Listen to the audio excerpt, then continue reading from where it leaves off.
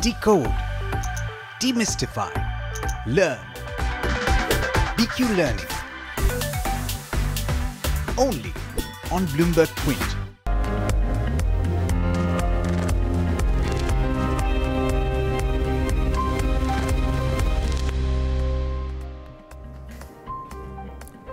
Good morning, you're watching Daybreak on Bloomberg Quint Live and I'm Alex Matthew. First, the headlines. Asia markets have opened higher after strong quarterly results from the biggest US companies helped gains on Wall Street. Axis Bank reports its first ever loss in the fourth quarter of FY18 on account of higher provisioning for stressed assets. Big earnings to look forward to today: Reliance Industries, Maruti and UPL.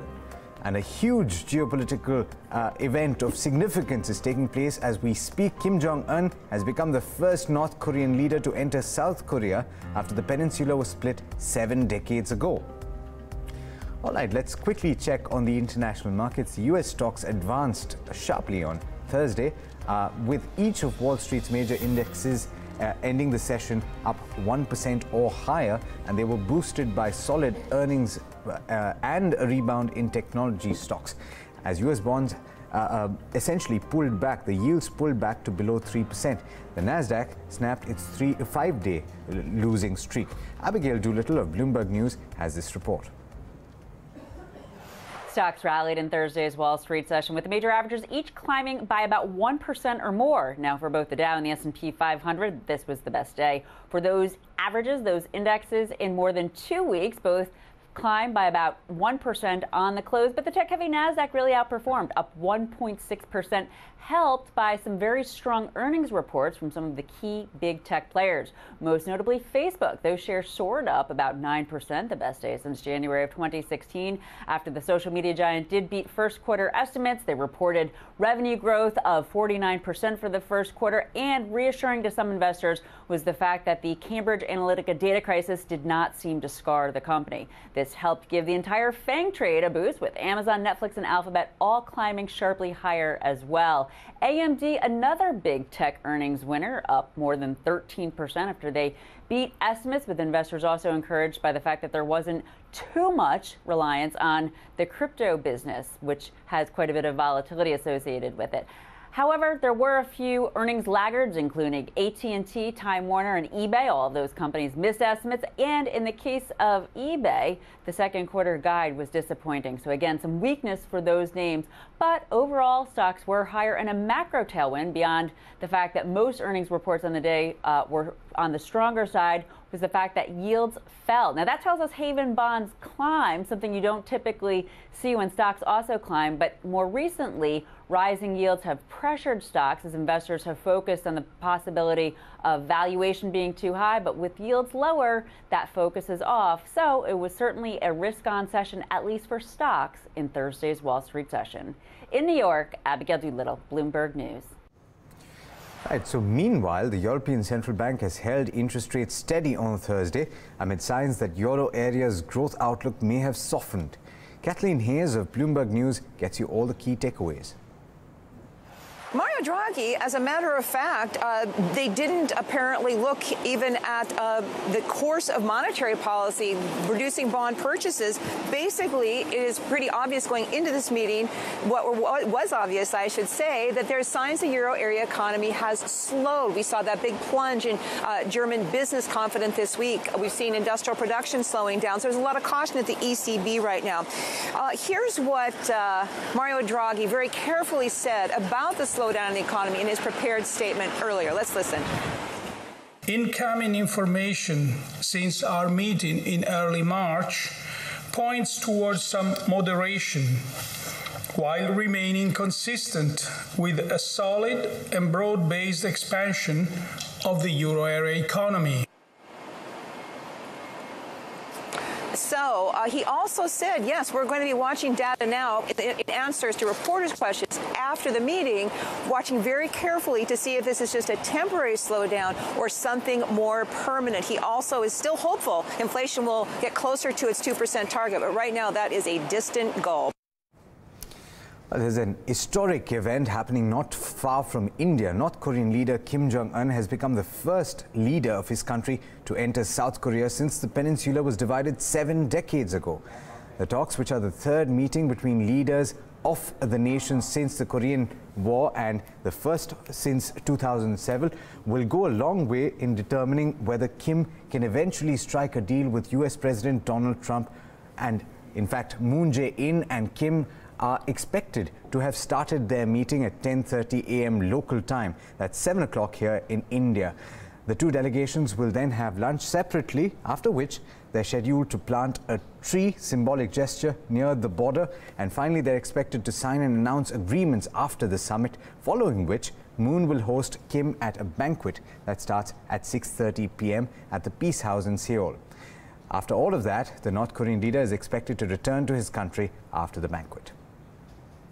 All right, and let's take a look at the Asian markets. They've clearly opened all positive in the South Korean benchmark, in fact, leading the gains there, but even the Nikkei in Japan trading up about 0.5% right now.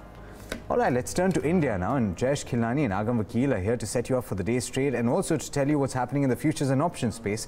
Morning, guys. First to you Jayesh. Positive cues from overseas. That's right, Alex. Looks like a promising Friday on the cards, given what the global cues were also indicating. And if you have a look at the Asian screen, that has in fact opened in the green, and the SGX Nifty also trading with a positive bias for about 45-50 points. If you look at the Asian screen, you can see that the Nikkei 225 has in fact opened in the green, and the other Asian markets as well. But let's have a look at some of the areas that traded overnight and what picture we got over there. Most of them traded with a positive bias, except for a couple of them. So the leaders were Infosys and Tata Motors and Vedanta, which all of them gained more than 1% each, while HDFC Bank also closed with a positive bias. As far as the losers are concerned, we had Wipro and Dr. Reddy's, which closed in the negative. Wipro, have a look at that one, down another 2.5% after a nearly 5% fall that we got the day before. So this will definitely be the stock to watch out for. And if you have a look at the commodity space that we got, oil prices currently trading with a slight negative bias. You can see that both WTI and Brent are trading about 0.3% in the negative, while WTI has slipped below the 68 barrel mark, and we have Brent, which has also slipped below $75 for a barrel. Now if you look at the base metal space, that is where we got positive cues. Most of the base metals, in fact, except for copper, those closed positive. So we had aluminium and lead, which actually gained more than 1% each, and we had copper, which slided about 0.5% or just a little more. Now as far as gold prices are concerned, we saw a dip come about for gold prices on account of a surge in the dollar index that we have seen for the recent couple of days. So that will be the space to watch out for. As far as the fund flows are concerned, now the trend continues for the month, but have a look at yesterday's number for the foreign investors. They have sold more than 1,000 crores worth of equity on a provisional basis, while the domestic institutions, they bought nearly 700 crores. For the month itself, like I was telling you, the trend continues. DIs have actually bought in more than 7,500 crores, while the FIs have sold nearly 5,000 crores for the month itself.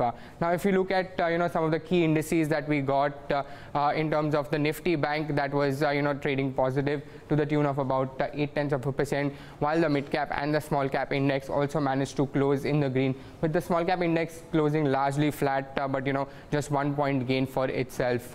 As far as the gainers are concerned, we had the Nifty FMCG index and the Nifty IT index, which gained in trade. So the Nifty FMCG gained more than 1%, while the Nifty IT index surged almost 1%. As far as the losers are concerned, it was largely led once again by the PSU banking space. Well, this name appears regularly on the losers end, so the index dropped about 1.2%, while the Nifty Infra Index also declined about 1%.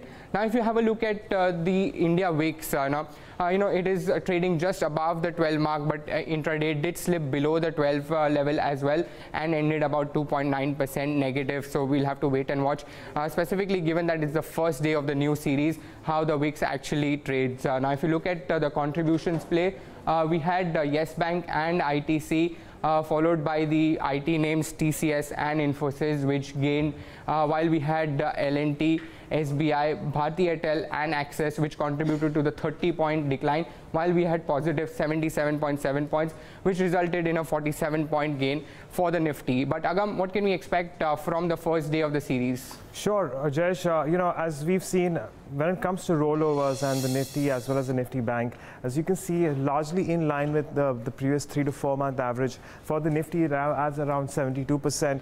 Well, and when it comes to the Nifty Bank too, we really haven't seen too much of a deviation from the last 3 to 4 month average, currently standing at around 80 to 83%. Well, the big takeaway here is that considering the fact that we saw so much consolidation going in, you know, traders are still, well, should I say, not reluctant to carry forward their positions, and that's also the reason why we saw the India Wix fall by as much as 2%. Though the put call ratio, of course, will change quite substantially because of the fact that we are rolling over into a new series, and on the back of that, it's fallen down to the mark of around 1.48. In terms of changes in open interest, what we saw was a lot of unwinding in the 10,600 call, and this was largely two unexpected lines, considering we're looking at you know, the Nifty move around this level. And in terms of open interest distribution, now we continue to see maximum open interest in the 10,500 put and the 10,700 call, which also gives you a broad range within which you can expect the Nifty to move over in the next 3 to 4 sessions. What else do we have in terms of stocks? Well, DCB Bank, of course, stood out yesterday. A lot of longs building up here, as you can see, especially in the May open interest, which has surged. And among the other stocks that we're keeping an eye on is Marico. This is on the losing end, and a lot of rollovers at around 71%. It's largely on you know, the short side of things, considering we've seen a little bit of weakness. Don't forget, Marico announces its numbers next week. And well, we also have PC Jeweler, of course, substantially weak this one, building on the losses that we saw day before. While the stock ended down by as much as 3%, we saw rollovers of around 86%. So a lot of these positions have been carried forward, and we'll have to wait and watch whether or not there will be short covering in today's day of trade for PC Jeweler. All right, thanks so much for that, Agam. Big earnings to look forward to, but before we do, let's take a check on the commodity space, and Jayesh Khilnani is back to tell you more about what he started with. Aluminium is clearly in focus because that update from United Co. Rusal, but I believe there's also a lot of talk on the crude space, Jayesh. That's right, Alex. Now, if you look at the screen, early Asian hours, both WTI and Brent are trading with a negative bias to the tune of about 0.3%. But this is on a back of mild gains that we saw for overnight market as well. In fact, WTI managed to close near the 3-year high. But the focus clearly remains on the Iran deal. Now, we understand that the US president has signaled that he would ditch the Iran deal. So, the market is closely watching out for that one. And as far as brokerages on oil markets are concerned, Citi says that US may become the top oil exporter going into next year. So we'll have to wait and watch if that actually happens. But as far as the base metal space is concerned, most of the base metals, like I was telling you, closed positive except for copper. The index itself gained for the second consecutive day. Now, 3 of the metals were in particular focus: aluminium, zinc, and copper. As far as the aluminium bears are concerned, they have been caught in no man's land, given that the supply concerns still exist. So they have been very watchful of the prices. As far as the copper prices are concerned, the copper traders have turned neutral on account of an expectation that the demand has actually peaked out for the base metal. And as far as the zinc prices are concerned, we saw the inventory climb up nearly 9% to the highest level since November 2016. On account of this, if you have a look at the individual base metal moves, aluminium and lead in fact closed more than 1% higher, while the Shanghai futures also indicates that most of these base metals are trading with a positive bias. As far as gold prices are concerned, we saw some bit of dip come about on account of the surge in the dollar index that we have seen in the recent few days. All right, thanks so much for that, Jayesh. Moving on to earnings, the big results yesterday were Axis Bank, biggest, because there was a loss that was reported for the first time since the bank was listed. Essentially, it was dragged down by elevated provisions, and those provisions rose manifold on account of the accelerated recognition of non-performing assets that they did during the quarter. Shraddha Babala is here to tell you all about those numbers. Shraddha, essentially, it's accelerated provisioning, isn't it? That's correct, Alex. So it was that RBI's new guidelines on NPA recognition, which has been blamed for the kind of asset quality numbers that we have seen. A huge jump in slippages and gross NPA recognition, which led to the requirement for higher provisions and hence a hit on the earnings. First time quarterly loss ever, a net loss of about 2,188 crores, whereas net interest income remained just flat during the quarter, so that restricted the lending growth. Net profit 2,189 crores is the kind of loss that we have seen for the quarter. Net interest margins came in at about 3.3% as compared to 3.38% on a sequential basis. That apart, we're also looking at some of the other parameters where provisions saw a big jump from 2,800 crores to 7,200 crores, and mind you, all of this is despite a tax write-back of 1,300 crores. Otherwise, the numbers would have actually looked worse. As far as the business momentum is concerned, loan growth came in at about 18%. Deposit growth was slightly slower at about 9% or so. Now, let's talk about the asset quality parameters. The gross NPA number jumped from 5.3 to 5.7 just on a sequential basis. In fact, even in absolute terms, there was a gross addition of just 9,000 crores on a quarter-on-quarter basis itself. Net NPAs rose to about 3.4% for the bank. The recoveries came in at about 3,400 crores, slightly lower than the 4,000 sort of a number that we saw during the December-ended quarter. The most important number for the bank was the gross slippages number, which came in at a huge 16,500 crores as compared to 4,000 crores last quarter. Now, this was on account of accelerated provisioning that came in on account of the power sector stress that the bank has been seeing. In fact, they said that 40% of their power loans are now NPAs, and that apart, you also, of course, had the RBI circular, which led to these kind of numbers. The corporate lending slippage, out of that 16,000 crores of total slippage, was at about 14,000 crores, a majority coming from the corporate book itself. In addition, 90% of the slippages that came in from the corporate book was from the loans which are rated as BB or lower. And on the other hand, the watch list fell to about 428 crores, so it won't exist anymore. It's been nearly wound up, but it's this kind of impact that we have seen of that RBI circular, and clearly the stock is likely to react negatively today. But let's also listen in to what the management had to say. However, for the asset quality pain to really moderate, it's critical that we complete the NPA recognition process. We do think that we're now nearing the end of the recognition process, and we should really start to focus on the resolution process going forwards from here. All right. Shikha Sharma, they're saying that they've recognized all the stress on their books. We'll have to see how that pans out. But for now, let's focus on the earnings that we have to look at today. And starting with the big one, Reliance Industries is expected to post a strong set of numbers for the fourth quarter. That's despite an expected fall in refining margins. Somit Sarkar is here with all that the street is pricing in for the oil and gas giant. Somit, over to you. So if you see the headline numbers for Reliance Industries, the revenue is expected to grow around 22.5% to close to 89,700 crore rupees. Now, this is mainly on the back of higher crude oil prices, and this will be the highest revenue growth that the company will see in the last 34 quarters, and this is on the standalone basis compared to the last quarter. Now, if you see on the EBITDA front, EBITDA is expected to rise.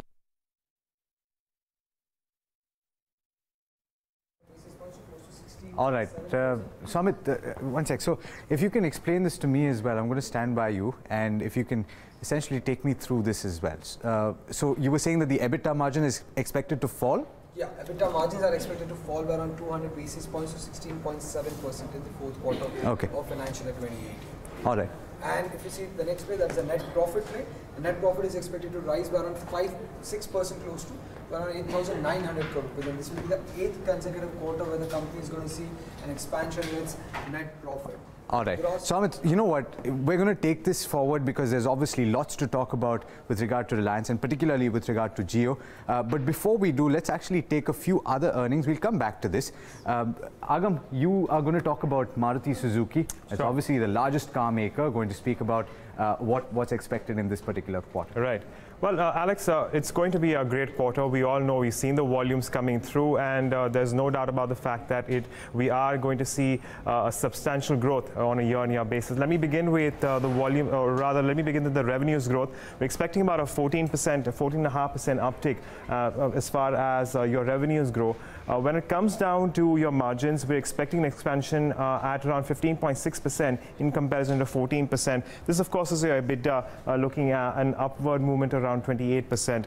And as I was talking about, net profits seen up as much as 22%. Now, the reason behind why we can expect such a good growth coming in is the volumes, which are expected to move up by as much as 11.5%. And a lot of this will have to do with the Brezza and the Baleno, which have done very well for Maruti Suzuki. That said, we are looking at net realizations, which may improve by as much as 2 to 3%, and margins may remain flat sequentially.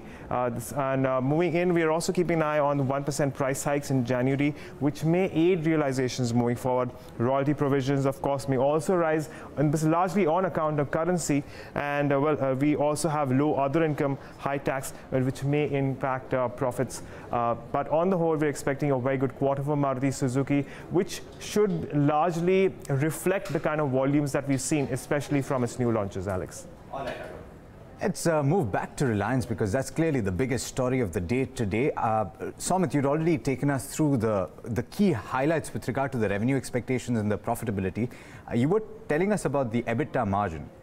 So EBITDA margin would have been is expected to decline by close to 200 basis points to 16.7%, while on the other hand the net profit is expected to rise by close to 6% to 8,900 crore rupees, and this will be the 8th consecutive quarter where the company will see an expansion in its net profit. Now the gross refining margin, that is the key number for the standalone refining business of the company. Now that is expected to come off a bit compared to last quarter to $11.2 per barrel. Now this is mainly because of the lower Singapore gross refining margin, that is the Asian benchmark. Now that had come off to around $7 per barrel in the fourth quarter of financial year 2018. Because of that, the premium to Singapore GRM will also come off a bit for Reliance Industries to $4 per barrel in the fourth quarter of financial year 2018. Now, because of this weaker Singapore GRM, the refining business is expected to be a bit soft for Reliance Industries in the fourth quarter.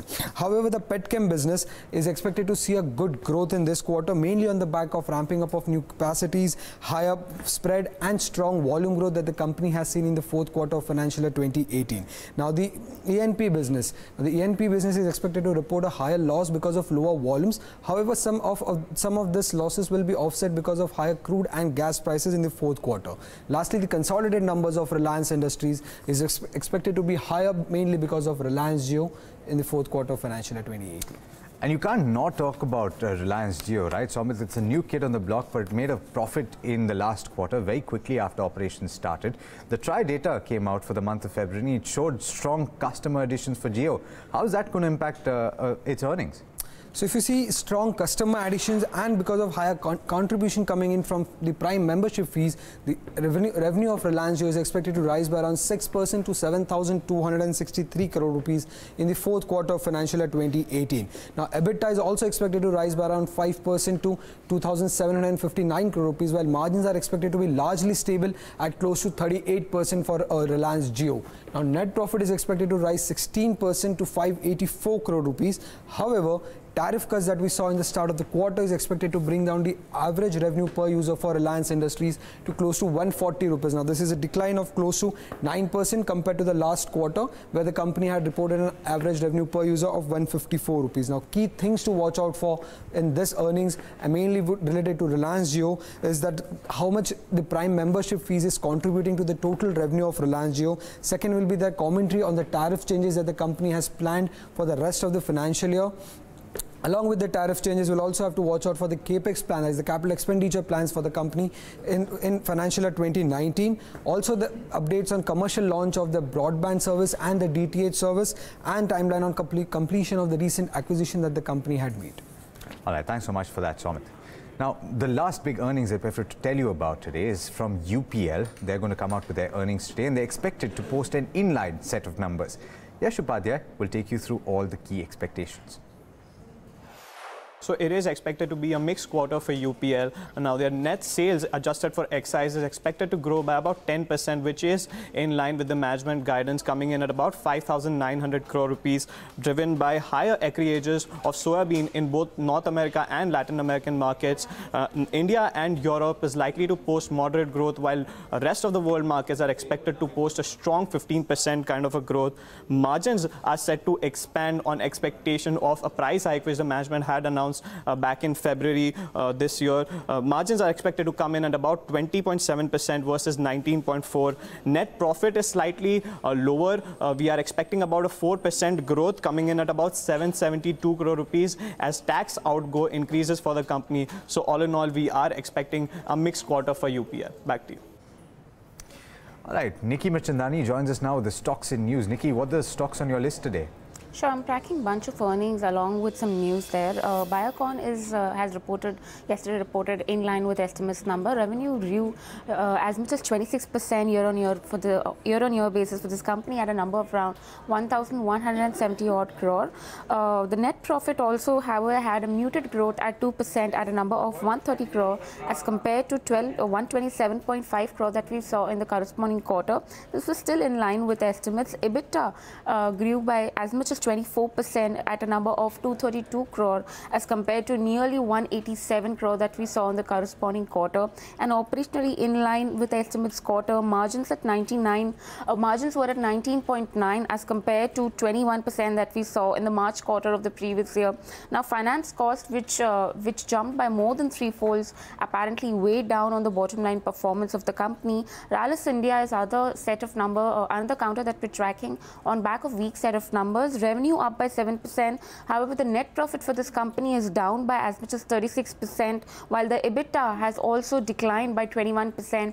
This is on account of the lower operational efficiency or the higher cost, which has weighed down on the bottom line performance. If you look at the raw material cost, that's the percentage of net sales have shot up to 59% as compared to 45%.